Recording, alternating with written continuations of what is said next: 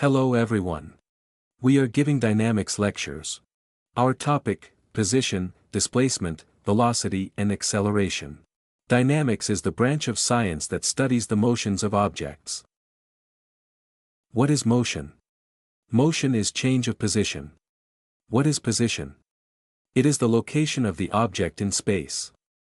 There are two types of position, vectorial and scalar. We will denote the position vector by r. It is a vector starting at O, the origin of the reference set of axes, and ending where the object is. What is a reference axis set? It is a system chosen by us to be able to tell where objects are located. There are different alternative reference axis sets. For example, Cartesian coordinate axes, cylindrical coordinate axes, spherical coordinate axes and natural axes can be given as examples. So why do we need them? There are situations that affect the complexity or simplicity of the relations we will obtain when examining the motions of objects. When we use one of these axes, the relations we get can be complex. When we use the other, we may be getting simple relations. Then we prefer it, we use it. If the motion is in the plane, then the cylindrical and spherical coordinates become the same, similar, polar coordinate axes. The path is the locus of the positions of a particle in time. The path is also the locus of the endpoints of the position vectors. The path is a continuous curve, although we show it as a dashed line. We will denote the position measured from path by S. We will choose any reference point, origin, on the path. We will choose the position where S is 0. From there we will measure S along path. We will assume that S is positive on one side and negative on the other. We can arbitrarily choose the side where the positions are positive and the side where they are negative. This selection may have been made in the problem as well. Then of course we will use that selection. The reference axes can be movable or fixed. If we are talking about a fixed set of axes, we are talking about absolute position. If we are talking about a fixed set of axes, we are talking about absolute motion. Most engineering problems are around the world. Therefore, the Earth is considered stationary and the motion studied with respect to a set of axes connected to the Earth is called absolute motion. The said position relative to a moving axis is called the relative position.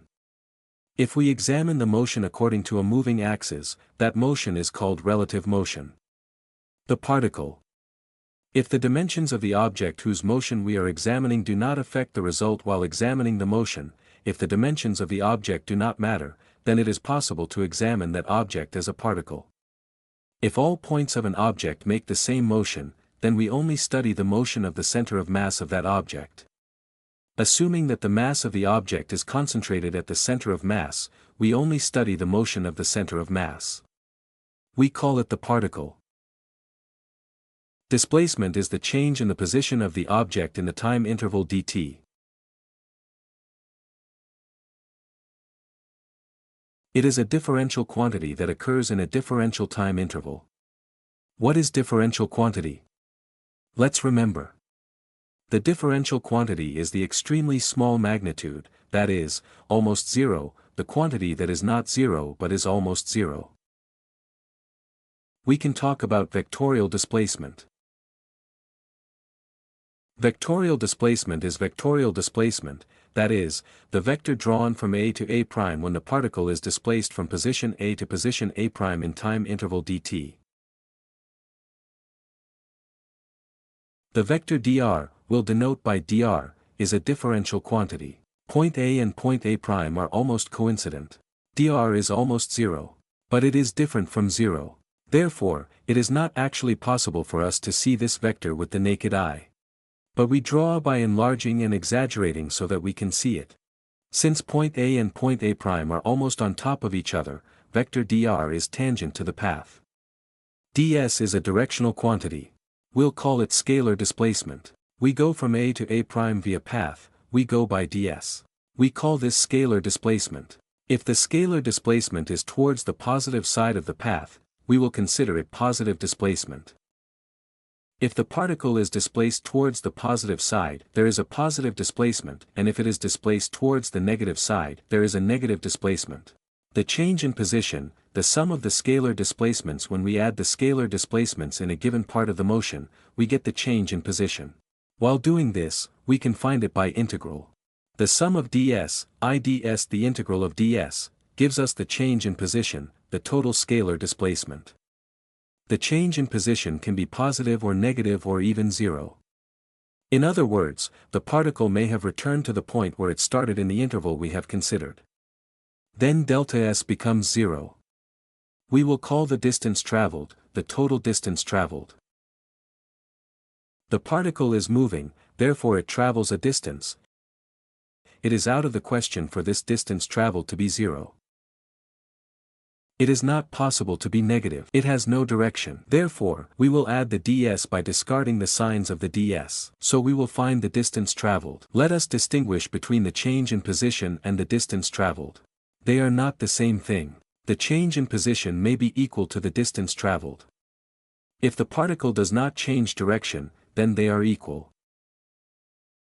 But if it changes direction, they are not equal. So how do we know if the object has changed direction? Let's see, if the velocity becomes zero in the interval we have considered, then we think that this object may be changing direction. It may not change direction. Just because its speed has dropped to zero does not necessarily mean it will change direction. But it's a clue. It may have changed direction. Let's take an example now. Consider an object, a particle, traveling from A to B on any path. We start the investigation at point A. The particle goes until B stops at B and comes back. In the meantime, let's find out what the change in position is. Change in position A to B, let's say the positive side is side B, the positive shifts, the location changes. Coming back from B. This time the negative is displaced, a total of 0. The change in position, their sum becomes 0. It returns to the starting position. But the distance traveled is of course not equal to the change in position. The distance traveled is equal to the sum of the distance measured on the path from A to B and the distance measured on the path from B to A. They have no sign. Therefore, the distance traveled is not 0. If there is motion, the distance traveled is never 0. The change in position can only be 0. In this case, when it changes direction, they are not equal to each other. d and delta s are not equal if the particle changes direction. What is velocity? It is the change in the position of the object per unit time. The displacement per unit time will be called velocity. Velocity is a vector quantity. We will denote it with the letter v. The velocity vector is equal to the time derivative of the position vector. We said that vector dr is vectorial displacement. The vector drawn from A to A' is tangent to the path. Since point A and point A' are almost on top of each other, it is tangent to the path. Therefore, for this vector equation to be valid, vector v and vector dr must be in the same direction. The directions of these two vectors are the same. The vector dr is always tangent to the path, so the velocity vector is always tangent to the path. Since the relation v equals dr by dt is vectorial equality, the direction of the vector on the left side is equal to the vector on the right side, and the magnitude of the vector on the left side is equal to the vector on the right side. Then the magnitude of v is equal to the ratio of the magnitude of dr to dt. The magnitude of dr is equal to ds. Although ds is the distance measured from the path, they are equal because they are differential quantities. Then the magnitude of v is equal to the ratio of ds to dt, or in other words, the magnitude of the velocity vector is equal to the ratio of the scalar displacement to dt. The magnitude of the velocity vector is equal to the time derivative of the scalar position. Here we can show the derivative with respect to time with the s dot. We can show the derivative of any function with respect to time with the dot symbol, we will show it. It is shown this way in the literature. When we say y prime, we are talking about the derivative with respect to any variable. When we say y dot, we are talking about derivative with respect to time. We will do the same here, we will denote it with the dot symbol. Let's move on to the concept of average speed, the average of velocity's magnitude. What we call average speed is the average of the magnitude of the velocity. It is found by the ratio of the distance traveled to the time elapsed. We denote the distance traveled with the capital letter D. The elapsed time is also delta t. Neither of these would be negative, nor would they be zero. So the average speed wouldn't be zero or negative either. In the meantime, let's remember this information again. When is the change in position with the distance traveled equal and when not? If the object does not change direction, they are equal. The distance traveled is equal to the change in position. But if it changes direction, they are not equal. Acceleration. It is the change in the velocity of the object per unit time. Acceleration is a vector quantity. We will denote it with the letter A. The acceleration is equal to the derivative of the velocity vector with respect to time. The change in the velocity vector at a time is as much as dv, a vectorial change, occurs in dt time. So the ratio of dv to dt gives the acceleration vector. The direction of the acceleration vector is always tangent to the hodograph. If we are curious about its direction, the acceleration vectors are always tangent to the hodograph. Velocity vectors are always tangent to the path. The acceleration vectors are always tangent to the hodograph. So what is a hodograph? The hodograph is the locus of the endpoints of the velocity vectors. The locus of the endpoints of the position vectors is called the path, and the locus of the endpoints of the velocity vectors is called the hodograph. The acceleration vector is in the same direction as the dv vector. If the equation on the left is in question, for this vector equation to be valid, the vector on the left and the vector on the right, that is, vector a and vector dv, must be in the same direction. Let's see in which direction the dv vector is. For example, while moving on the path on the right, the particle rotates to the right while going from A to A prime. So the vector dv is to the right. Since the dv vector is to the right, the acceleration vector is also to the right. That is, towards the concave side of the path. Vector dv and vector A both point in the same direction and point towards the concave side, always. So what? The acceleration vector is always oriented towards the concave side of the path. So the acceleration vector points in the concave side, but in which direction?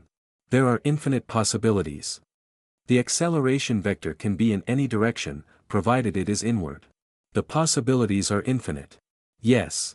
This is the vector equation. If A equals dv by dt, then the magnitude of the vector on the left is equal to the magnitude of the vector on the right. They have the same direction and the same magnitude. The magnitude of A is equal to the ratio of the magnitude of dv to dt. The velocity vector can change both direction and magnitude, if there is acceleration. This is the most general case. If the velocity vector changes direction and magnitude, it means that there is acceleration or vice versa.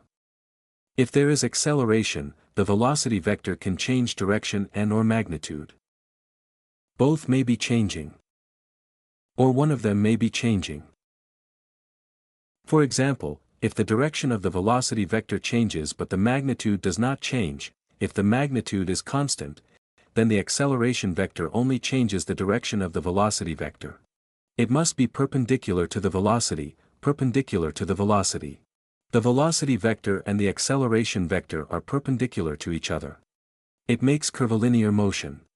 If the velocity vector changes magnitude but its direction does not change, that is, if the acceleration vector and the velocity vector are parallel to each other, it can happen, then the particle moves rectilinearly. Only the magnitude of velocity changes. They can be in the same direction or in the opposite direction. That is, the magnitude of velocity may increase or decrease, but its direction does not change. If both the direction and the magnitude of velocity are constant, then we can say that there is no acceleration or vice versa.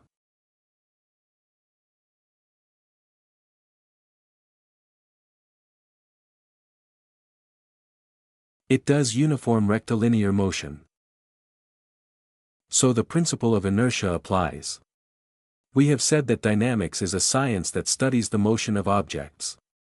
When examining the motion of objects, if the forces that create the motion are not taken into account, then we are talking about kinematics. If we are examining motion without considering forces, we are talking about kinematics, we are describing kinematics. If we are examining motion together with forces, then we are describing kinetics. Dynamics is divided into two branches. One is kinematics and the other is kinetics. The only difference is whether we consider forces or not. In dynamics, when we study the motion of bodies, we can divide them into different categories. For example, rigid bodies or non-rigid bodies. We can give fluids as an example of non-rigid bodies. We can give liquids and gases. There is also the dynamics of liquids and the dynamics of gases. They are called hydrodynamics, aerodynamics. In our lesson, we will consider objects as rigid. We will even examine the dynamics of particles. In other words, we will consider the object we are examining as a particle. We will examine the dynamics of particles. Goodbye.